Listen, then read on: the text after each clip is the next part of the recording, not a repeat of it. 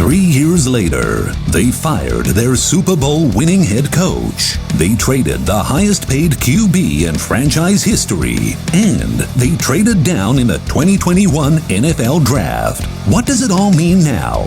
Find out during the draft from the premier Philadelphia Eagles reporter, Derek Gunn. Watch, listen to Draft Takes with Derek Gunn across the JAKIB Media Network, YouTube, Apple, and Spotify.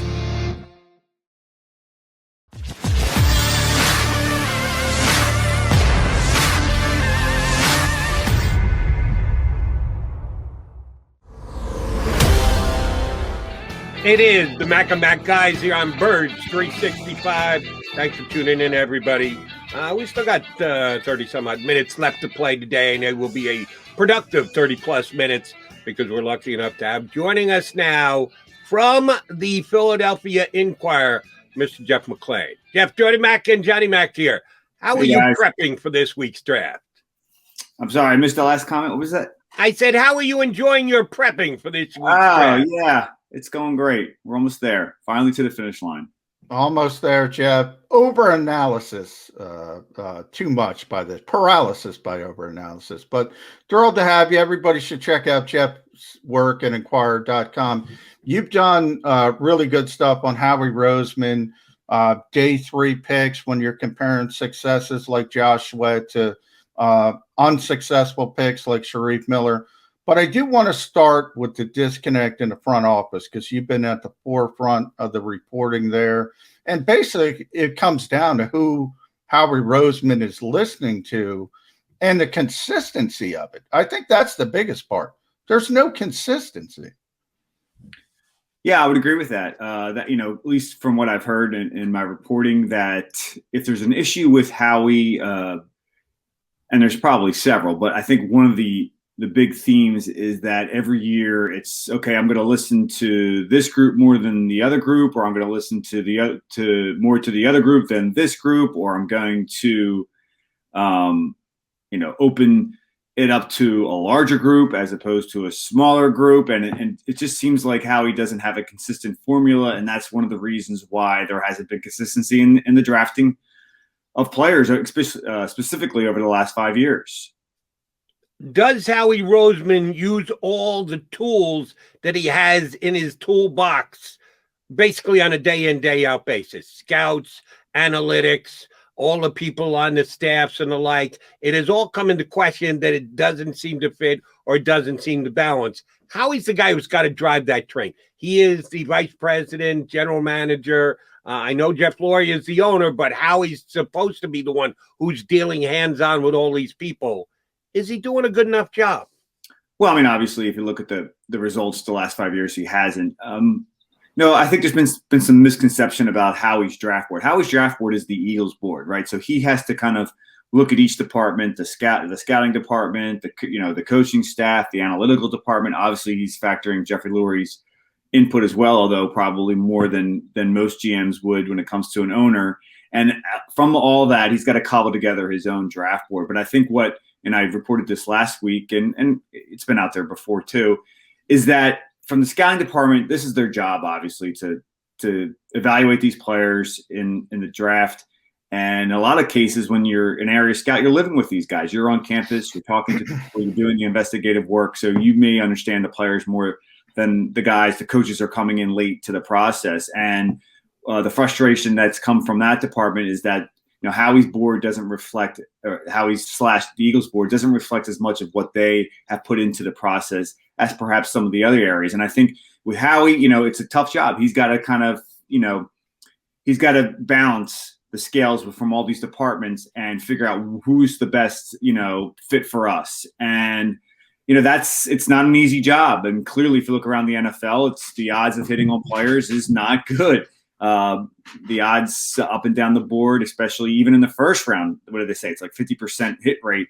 Those aren't good odds. And Howie hasn't done, and look, I'm not trying to make excuses here for him, but he hasn't done a good enough job of listening to, I guess, maybe the right people, or in his mind, figuring out the best thing. And a lot of times it's just, even on game day, when it comes down to it and they're on the clock and, typically the draft board is set up and you just kind of pick off players, but it's not that simple. Maybe there's two guys at different positions that you're like, oh, okay, this guy or the other guy.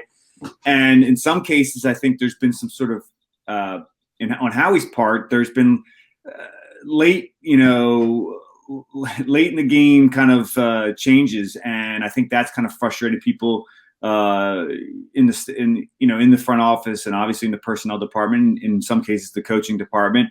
And that is also reflected in how Jeffrey Lurie's kind of had an increasing role in the draft as well. Yeah, Jeff, I mean, the second round last year, I think, is a perfect example of that. You reported that really first and second round, the scouting staff recommended Justin Jefferson. The Eagles drafted Jalen Reagor. Second round, they recommended Jeremy Chin. They drafted Jalen Hurts. Andrew Brandt was on with us last Friday. He mentioned what you just said about those area scouts going out, building the board. And sort of when you go against the grain, when you surprise them, you can take the air out of the building. Is that the sense you've gotten with the scouting department not feeling as valued as maybe they should be? Yeah, and that's frustrating for them. And then you have Andy Weidel, who is in charge of that group, and he's kind of got to put out a lot of fires or keep the enthusiasm up from those guys when they're putting in all the work. Now, look, I'm not saying the scouts are perfect. They make as many mistakes as the coaches. They make as many mistakes as Howie. But I think for them, they don't really understand the process to an extent because the communication isn't great. And there's been, Howie is understandably to some extent secretive about what is happening. But, as I reported in the story, I wrote a pretty lengthy story about Howie in March. It's that a lot of how he handles people is kind of one-on-one, which works in certain cases, but in other cases it doesn't. So everything is kind of clandestine, and you don't. And a lot of the scouts or the coaches don't know what the other department thinks about a player because Howie's the one who's kind of delivering the message, and stuff isn't handled as much in a group setting, and so therefore. It's just like not everybody's on the same page, and there needs to be more of a collaborative effort between those departments. And in regards to the first round last year, when you say that the scouting staff preferred Justin Jefferson, the board that they had set up would have Jefferson ahead of Reagor. So, the way the draft unfolded, Jefferson would have been the guy for them. And the same thing applied in the second round. Chin would have likely been the guy that they selected. There were a couple other players in that area that maybe they would have taken at other positions. But that's, from what I've heard through my reporting, those would have been the guys. And Reagor was, look, that doesn't mean there were some scouts that didn't like Reagor or didn't like him a little bit. But they, to them, Jefferson was a layup. And the Chin one, well, we all know what happened there with Jalen Hurts getting selected ahead of him. That was obviously a gamble from Howie Roseman with Jeffrey Lurie certainly on the sidelines cheering him on. All right, Jeff. There is one significant change for the Eagles between the last draft and this draft, and it's the coaching staff. Doug Peterson let go; all of his coaches gone. It would only make football sense that the coaching staff this year should be less influential than last year's coaching staff, because last year's coaching staff, for a large part, was a Super Bowl winning coaching staff. All right, they had gone backwards the next 2 years, but it wasn't that far off that they were a Super Bowl winning coaching staff. This year's staff is a wet behind the ears staff, with Nick Sirianni having never been a head coach before, and everyone else new to the Philadelphia Eagles and the area and the organization. Yet it seems, by the one thing we can judge, putting of the staff together, Nick Sirianni's got more gravitas than Doug Peterson ever had. That he was allowed to be a guy to, if not directly tab his assistant coaches, have major influence on that. According to the press gathering they had last week, the collaborative effort of this coaching staff and the scouting staff is good as it's ever been. That they were throwing bouquets back and forth pretty good between those two entities. Do you believe any of it? Well, yeah, no. I mean, in terms of Nick's involvement in the coaching staff, I don't think it's anything different than what Doug was involved. Doug was talking to scouts a lot too. certainly as it relates to the quarterback. And Carson Wentz was his first pick. I mean, Doug was heavily involved in the drafting of him. So I don't think that Nick's the coaching staff is any more involved. They have to understand what they want in terms of their scheme, what kind of players they want in terms of their skill set, what fits into their system. So certainly the coaching staff is going to be involved in that way, and they'll look at certain players and they'll give the recommendations. But I do agree with the notion that maybe, this allows, because this is a process that begun as early as last May, that maybe you'll lean a little more on the scouts, and that will help you. And to the Eagles' credit, if you look at the last two coaching changes and the drafts that followed those coaching changes, 2013 with Chip Kelly, that was a very successful draft for them. Lane Johnson at number 4, Zach Ertz in the second round. Benny Logan gave him solid years.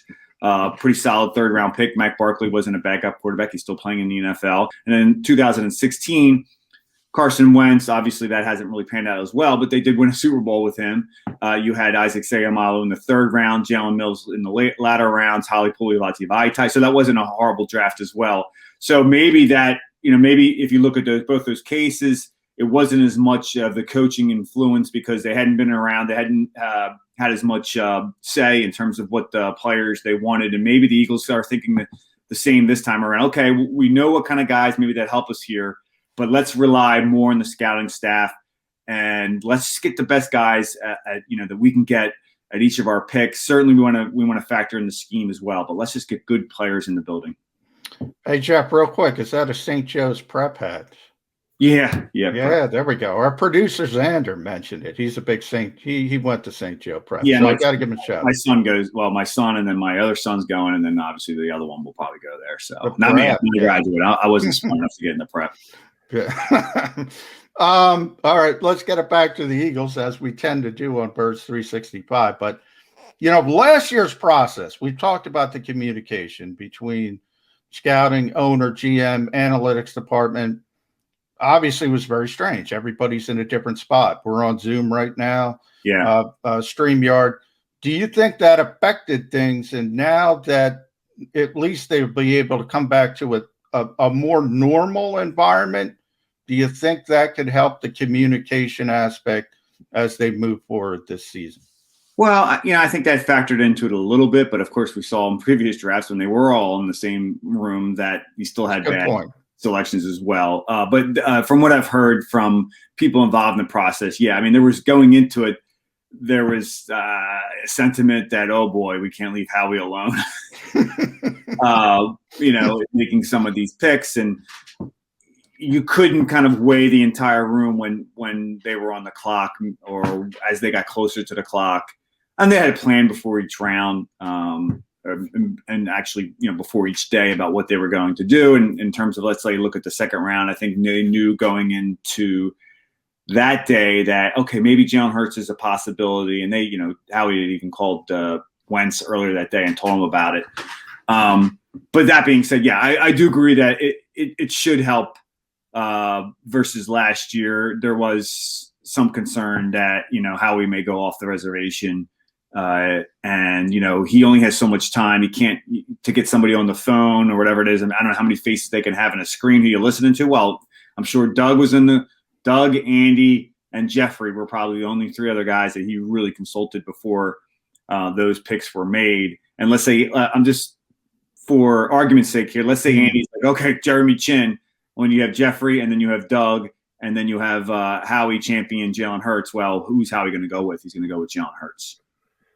All right, a triple Mac attack here on Birds 365 because you got McDonald, McMullen, and McLane here today. Jeff, I'm going to need you to break a tie for us. You need to be the tie-breaking Mac. McMullen and I have been debating since Birds 365 started as to what the Eagles are going to do at pick number 12. We know they traded down from 6. They're sitting at 12. Could trade up, could trade back, assuming they say at 12.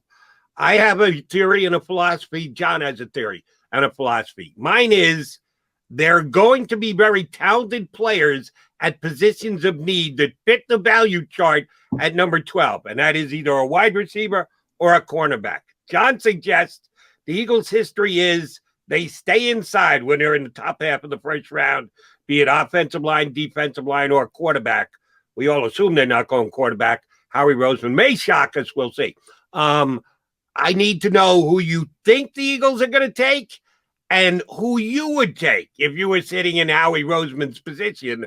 Would you go inside, outside? Do you think the Eagles would go inside or outside?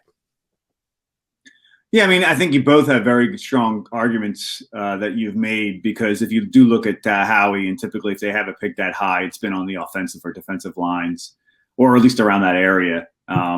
Geez, the last time they had a pick that high and didn't take a lineman or a quarterback, I think it was 88. Keith I mean, it's been a while. Yeah. So, yeah, so I agree with John there. But that being said, just the way the class is set up, there aren't really a lot of, there's some good offensive linemen, but is that a great position of need for the Eagles? If there's a defensive tackle that was highly rated, I think that would be the no-brainer for the Eagles this year if it kind of laid out that way. Defensive end, there's some good guys. There's some concern about the strength of the class overall. That is certainly a position that you could look at with Brandon Graham getting up there and Derek Barnett's only on a one-year deal. Do you think Josh Sweats is a starter? I mean, that's a position they could address as well. But just looking at the draft, I think I'm kind of leaning a little towards Jody in that, because there's quality cornerbacks and wide receivers in that middle of the first round, that just may be the way it plays out. I don't know if it's going to, it depends how many quarterbacks are going to go. The key is whether it's, Mac Jones or Justin Fields, whether there are 5 quarterbacks that go before the Eagles. If that happens, they should have one of the 3 guys. I think maybe Surtain, Jalen Waddle, or Devonta Smith. One of those 3 guys, if they were to fall to them, I would think they would have any hesitancy picking them.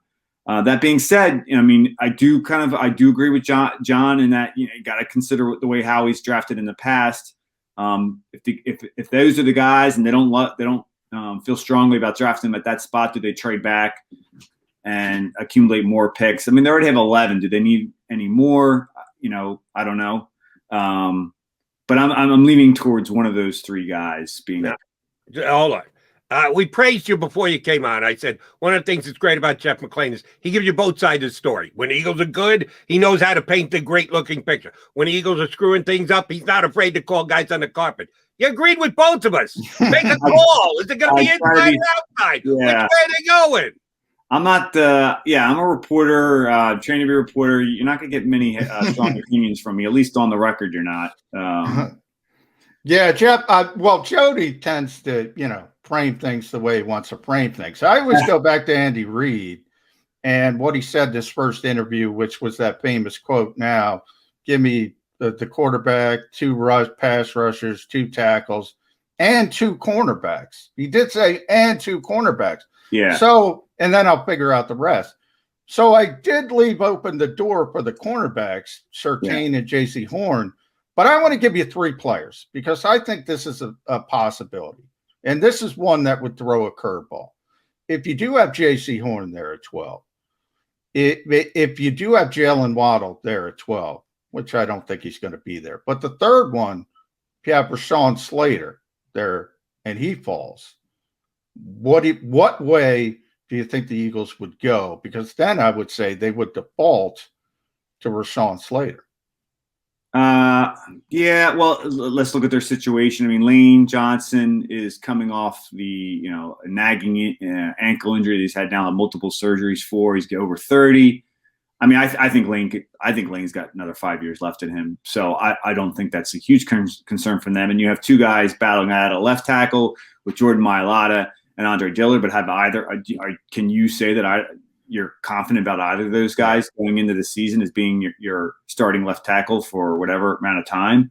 No. And certainly if you draft someone like Slater, you can move him inside if you want.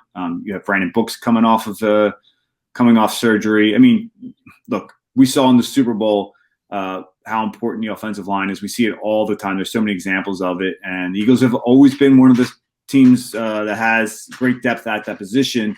So you can't discount that possibility. I don't know. I mean, J.C. Horn has some concerns about, if you look at the film with him, Did he coast? Was he relying too much on his athleticism? He's one of these projection guys. I don't know if he's a slam dunk like I think Patrick Surtain is viewed as being. Of those three, I think Waddle would be the guy. Certainly with wide receiver, you wonder after drafting Jalen Reagor, do you want to expend another first-round pick on the position? If you look at historically the position, if you draft the receivers that high, does that correlate to a Super Bowl, or does that position have that great of an impact on winning teams? Probably not. You can get receivers other ways. So I don't know. It's a tough call. There isn't an obvious pick for the Eagles. Drafting back certainly opened it up for a lot more guys to consider. I know that's why a lot of Eagles fans didn't like the move. I completely understood it when you were getting a first rounder next year. Yeah, because it looks like there's a chance that Jamar Chase may be there at number 6, and the Dolphins take him, and this guy turns into a Hall of Famer. You're never going to hear the end of it, but yeah. I don't know. You never hear the end of DK Metcalf, and I don't think he was on the Eagles board because he was medically red flagged. Yeah, I reported that last January that they were one of many teams that dropped. Yeah. They dropped him down to like 3rd or 4th round area because of the neck concern. They weren't the only team that had him drop because of medical concerns. Certainly, you could fault them because of that. The bigger issue there was taking JJ. Jeff, one follow up. Sorry, Jody. Because one guy that intrigues me is Jalen Phillips, and that's why I brought up the medical red flag. Yeah. And this team has had so many issues with the medical part of it and changing the medical team. Could they even have the political capital to put a guy? Because to me, that's a top 10 talent. If you didn't have the concussion issues, if you didn't have the sort of short-term retirement, and that's edge rusher. That's a position of need at a position they value. But do they even have the political capital to consider somebody like a Jalen Phillips? Yeah, you'd hope at number 12 you're not taking a guy that you're concerned about whether not only medical, and then obviously you mentioned the retirement. Those are some red flags. You want the guy to be clean across the board, and he isn't the only one. There's other first rounders in this draft that have medical concerns. They're really talented players, and they're dropping because of that. Sometimes it's false information that's meant to hurt a player's stock. But, we saw how it panned out for them taking a gamble on a guy coming off a significant injury with Sidney Jones back in 2017. Is that something they want to kind of avoid? And I felt like that probably factored into the whole DK Metcalf dropping of him. There were teams that obviously didn't view his injury as a major concern and picked him, the Seahawks. So it'll come down to the medical evaluations that the Eagles staff has made when it comes to Phillips, and also Farley as well, who maybe has the most talent at cornerback. Yeah. But the back surgery is really a concern, and do you really want to expend that high of a pick on someone that has an injury that could be something that's chronic? Jeff, tough question for you. And I acknowledge ahead of time it's a tough question because we're dealing with a COVID world. You don't have the usual access that you would in previous years here in the National Football League. The new Eagle coaching staff. We know this much about them. They're young. Compared to the other coaching staffs around the league, they are as young, if not the youngest coaching staff in the NFL. Yeah. Are they going to be good teachers? The most important thing is what you do on Sundays, making the right decisions, having guys in the right place, being able to win football games. But there's a whole bunch of preparation that goes into it before you get to Sunday, before you get to that first Sunday in the offseason and everything else.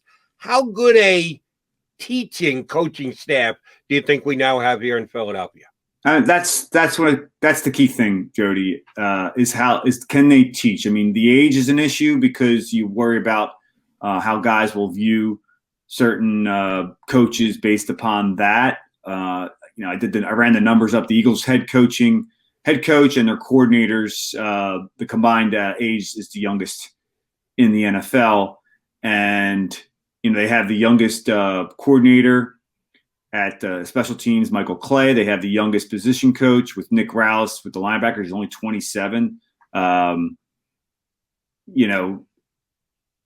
27 years old. I mean, there's a lot of players that are going to be older than Nick on the team. But that being said, if they believe in him and his teachings, and if they believe in what he's selling to them, and he is genuine and garners their respect based upon his how he works, then I don't see it being a major issue. That being said, we don't know much about these guys. Only one of the coordinators is actually, and if you include Nick in there, has ever called plays in the NFL, and that Shane Steichen. Steichen, and he really only did it for 1 year, and he's not even doing it in Philadelphia. It's gonna be Nick Sirianni who calls the plays. So there's a lot of unknowns with this coaching staff, and I think it's fair to could be concerned about that. I'm willing to give them the benefit of doubt. We've seen this before with Andy Reid, never called plays in the NFL, and then before he became a head coach, Doug Peterson really didn't call plays in Kansas City. They had something about him calling plays occasionally in the second half of games, but Doug ended up being a pretty good play caller as well. Chip Kelly never called plays and never called plays in the NFL. Obviously, called plays at the collegiate level, but. So I'm willing to give Nick Sirianni and the staff the benefit of the doubt, but it's tough to really kind of have any really evaluation based upon a record because there isn't one. Yeah, and Nick, the emotion, the enthusiasm he showed, especially in the pre-draft availability, some people took that poorly. Some people loved it. I thought it was great. I thought he put a breath of fresh air into, Andy and Howie looked like they didn't want to be there, Jeff. I thought he took over the dais, so to speak. I thought it was a positive. I thought he showed a little bit of something instead of just being a third wheel. But that's all we have. That's all we can read into. We don't know a lot about him.